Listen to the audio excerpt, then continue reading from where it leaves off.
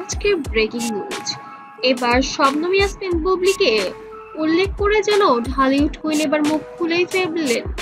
বুবলি কখনো প্রথম হবে না, সাকিব প্রথম সব আমার সাথেই করে, সেটাই আলু কপি মারে।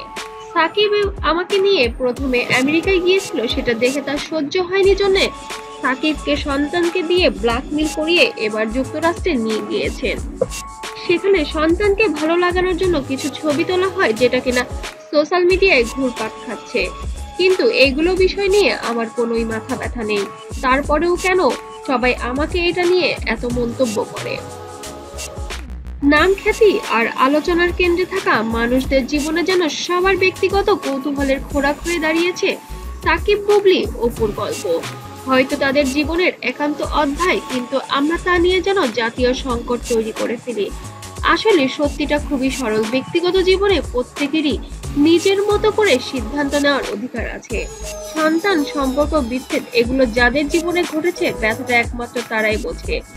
অপু বিশ্বাস চুপ আছেন কারণ সব শব্দ প্রকাশের জন্য হয় না, কোনো না কোনো ব্যথার চোখে ভাষায় বলে। কিছুক্ষণ আগে আমি দূর থেকে দেখছিলাম, আসলে আপনার গালে টোল পড়ে, রাইট?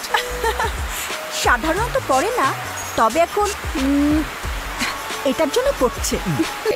আর কোনো না কোনো সহনশীলতা কেবল নীরবতাকেই শ্রেষ্ঠ প্রতিবাদ বানায়।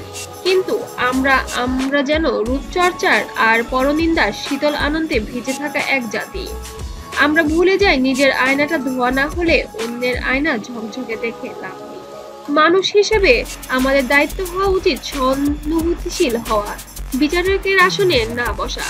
কারণ তাদেরই দুজনেরই সন্তান আছে। সন্তানকে ভালো কিছু সময় উপহার দেওয়ার জন্য মা বাবাকে অনেক সময় অনেক কিছু মেনে নিতে হয়। তবে সোশ্যাল মিডিয়ায় যেভাবে সাকিব, অপু এবং বুবলির বিষয়টি যেন বিতর্কের তুঙ্গেই রয়ে যায় সবসময়।